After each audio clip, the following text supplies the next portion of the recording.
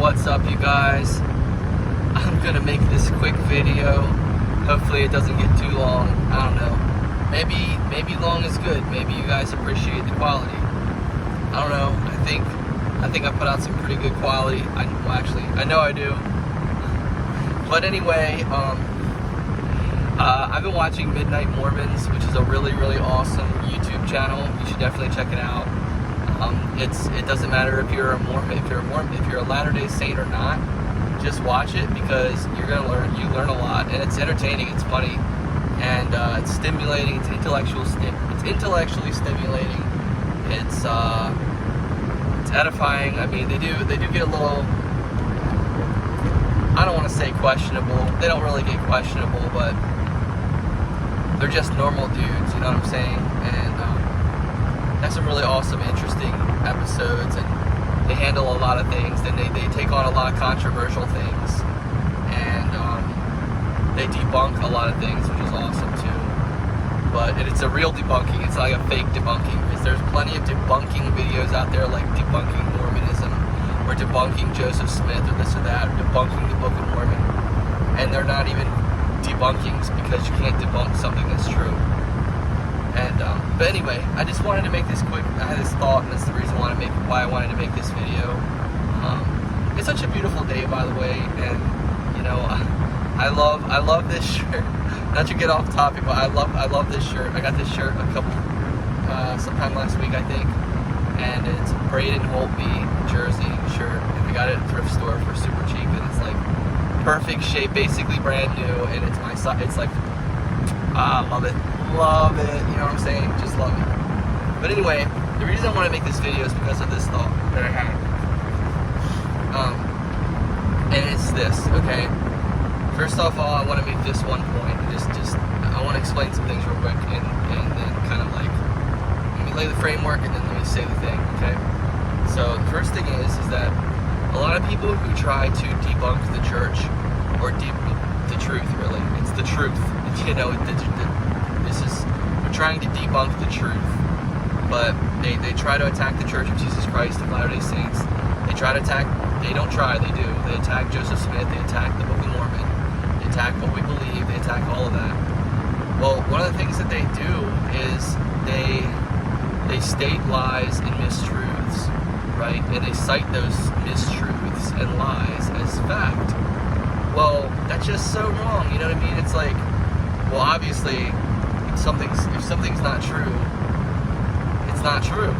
So, if something's true and you're trying to say it's not true, you're just not going to have any luck with that. I mean, you're doing something wrong by doing that. And I get it, a lot of people are deceived. But one of the things that people do a lot when they talk about Joseph Smith, and they try to point things out about Joseph Smith, or say he was this, or say he was that, is they say a lot of bad things about him. And the problem is, A, he's a human being. He was not perfect. He made mistakes. But B, he was a person that had a lot of attention on him because he was a big deal. And I mean, not just like a theoretical big deal, or like an idea big deal. Joseph Smith was the prophet of the restoration. He is the prophet of the restoration.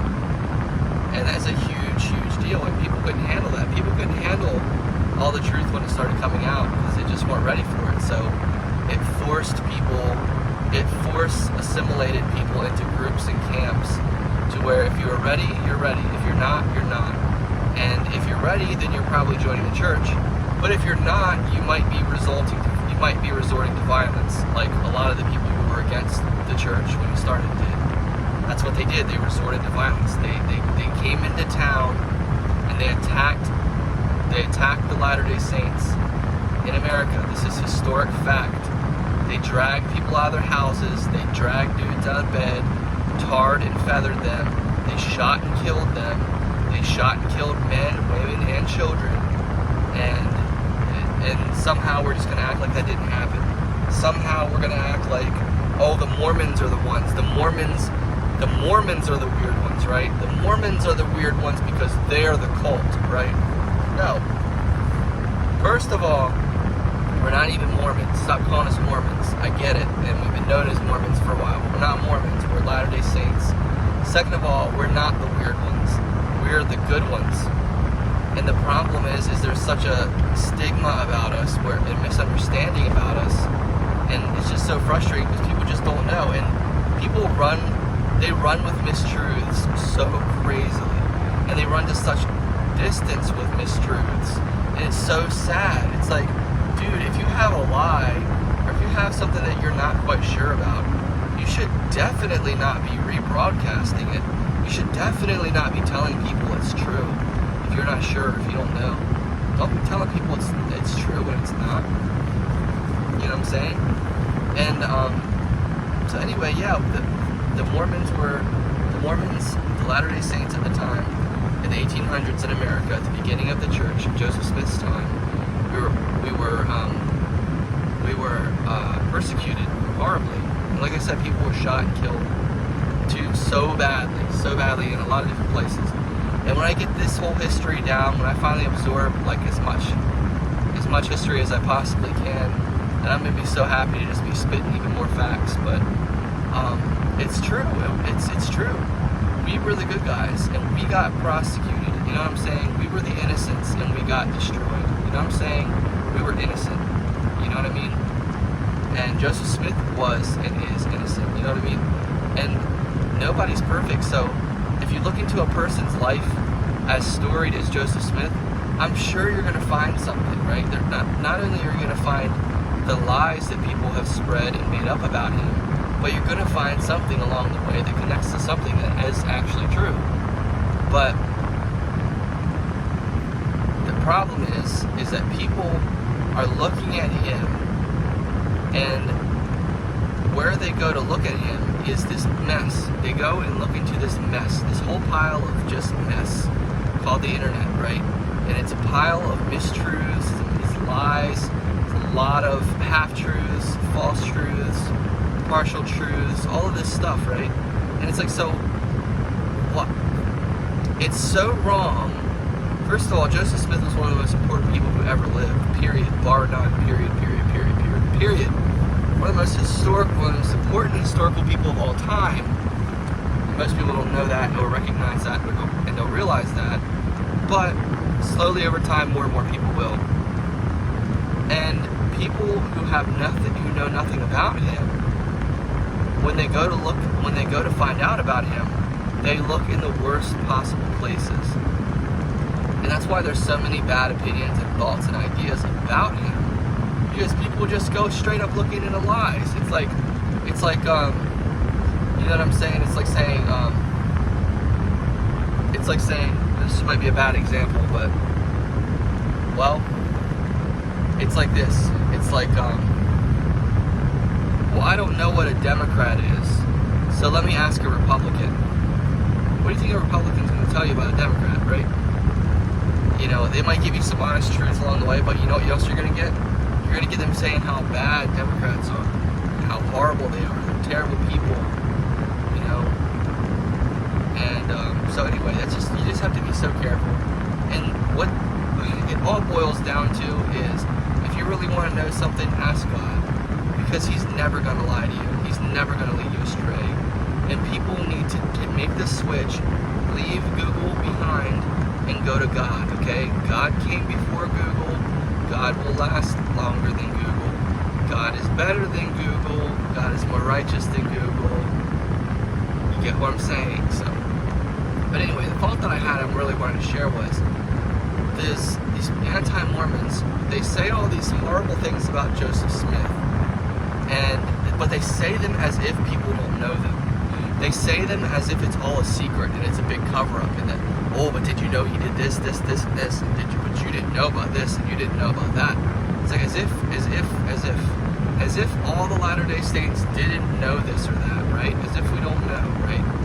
And that's just the frustrating part to me. It's like, first of all, dude, you come in here and you have done the least amount of work, and you're going to tell all of us who have, you know, I've only been a member for 2 years, but you're going to tell all the Latter-day Saints who've been lifetime members, who've grown up in church history, who've grown up, you're going to tell all of us that we just don't know these things, or you're going to try to tell us that, yeah, we just don't know these things, or that it's like, well, and then we get to the normal point, the classic point that always exists, right? Is that, oh, well, they're just a cult. They're deceived. You're deceived. You follow a false Jesus, right? You're all deceived. You're going to hell. You know what? It's so horrible and it's so sad, because if the not just Protestants here, I don't want to pick on Protestants specifically, but so many times that's who it is. That's just the way it is, who are the most anti-Mormon. These people, I don't want to come across the wrong way here, but I'm just speaking from grouping a lot of these anti-Mormons together in a group from what I'm saying. This is what I'm talking about, the anti-Mormons. These people, the anti-Mormons, go for the throat, and they're ready to throw down the gauntlet. They're ready to throw down the hammer. And they have not even gone to first grade for a week. You know what I'm saying? They haven't gone to first grade for a week. They haven't even gone to first grade for a day. And they want to take on people who are college graduates. You see what I'm saying here? You get the point I'm making here with the understanding, the information, and the knowledge. And if they really had honest conversations with us, it would take a really, really, really, really long time, because of all the things that they think are true which aren't true, and all the things that they'd have to unpack in their own minds that they have installed, which is sad, like Calvinism, things that aren't true, like the concept of the Trinity, ideas that are non-biblical and man-made, but that are echoed and splatted every single day from all these different churches on repeat. Well, if you say something that's not true, it doesn't matter how many times you say it. If it's not true, it's not true. It doesn't matter how many times you say something, it's never going to become true if it's not true. So that's the thing. And you know, it sucks, because we have a lot of information, we have a lot of knowledge, we have so much information. It's the best fruit of earth. It's best fruit, and that's why it's just like the tree. We have the tree of life. We have the tree of life, and the fruit tastes so good. It's the most amazing fruit in the world. It's the best fruit in the world. And the information that we have, the doctrine that we have, the truth that we have, the revelations that we have, it's so amazing. And people, it's so much easier to poke fun at something and to make fun of something than it is to try to understand something, or to understand something. It's a lot easier to make fun of something than it is to understand it. So many people are taking the easy way out, and I admit I do too. I know I'm a hypocrite, like so many, like everybody at some point. We're all hypocrites, unfortunately, at some point, because we're all human. We're prone to make mistakes. But what I'm saying here is it's just frustrating, because there's so much, and so many of us Latter-day Saints have to just be quiet. We just have to go, and I understand this is the way that it is. This is how God has designed it for now, because this is the way it works. If you want to know something, if you want to hear the truth, you've got to stop talking long enough to hear it. That's just the way it works. So if you want to learn the truth, you're not going to hear it, you're not going to learn it until you stop talking. Because how many times, how can you be told, how can somebody teach you something if you're talking? You know what I'm saying? And I don't know if you guys don't, Protestants, I don't know if you guys are going to notice this, but if you notice it, and I mean, I know I'm sure I'm guilty of the same thing, but I'm just saying, ultimately, I'm talking about in the case of the true church, and the truth, in terms of the truth, which people who don't understand or believe in it will just call it whatever they want to call it, you know, Mormonism, this or that. But it's not Mormonism, it's the truth. And but yeah, what I'm saying is it's frustrating, because you know, we have all this information and knowledge to share, but, and I'm not complaining, but we have to teach by the Spirit. So we can only teach when it's the right time to teach it. We can only tell people when they're ready to hear it. You know what I'm saying? Or when God has instructed and the Spirit is telling us to share it, that's when we need to share it. And no other, and not force it, because you can tell somebody something till you're blue in the face, but if they're not ready to hear, if they're not open to it, you're wasting your wisdom, you're wasting your time, you're wasting your energy. So that's why mum is the word. That's why we sit around and we just wait, because we'll tell you if you ask, but until you ask, we're not really going to tell you, because the way the truth works is the truth drives out demons, because demons nest in lies and deception. What's the word here? The womb. Let's say the womb that demons gestate in is a cancerous womb. It's a womb of just sickness, lies, deceit, mistrust, confusion, deception, all of that. That's what demons, you know what I'm saying? This is a illustration here. This is what demons, that's what they gestate in, you know what I'm saying? That's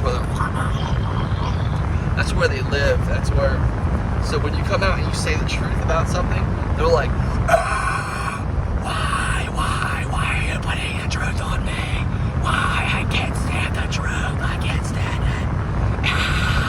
They freak out and they lose their mind because they can't stand the truth. Because light destroys darkness. No darkness can destroy the light. No darkness can destroy the truth. Darkness might be able to temporarily cover or hide the truth, but it's never going to be able to defeat the truth, because the truth is the truth. And it's just indomitable, it's inconquerable. It will never not be true. It will always be true. And that's why when it comes to sharing information about Joseph Smith, about the Book of Mormon, why is it so hard to share that? Because when the words start coming out of your mouth, you feel the demons start to get agitated. And a lot of times, when you tell somebody the truth, the truth manifests demons out of people. It just does. And that's the sad part. So, I mean, that's why you gotta be careful. That's why you gotta use tact. That's why the best way to share the gospel is to be patient, kind, and listen, and be understanding, and actually listen to a person and hear them. And put your intentions aside, put your agenda aside, put your intentions of sharing the gospel aside, and what you think, put your intention of sharing the gospel aside, and be willing to hear what they have to say. At least be willing to hear what they have to say, and by exercising kindness, by exercising patience, all the Christ-like attributes, you invite the Spirit. And when the Spirit is there, that is when you can share the truth, because you can feel the Spirit. And the Lord will tell you, He'll tell you if you need to say something, tell Him about the Book of Mormon, tell Him about the truth, or something like that. And then you just go ahead and do it. But, you know what I'm saying? You just straight up stir up demons, pots of demons left and right if you're not careful. So